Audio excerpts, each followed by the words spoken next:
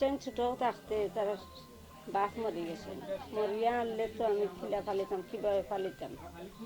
বাইন খাটি করছি, করিয়া ফুরুতা শিয়ান সত করছি, বড় হয়েছে এনেবিলাকু গড় নাই।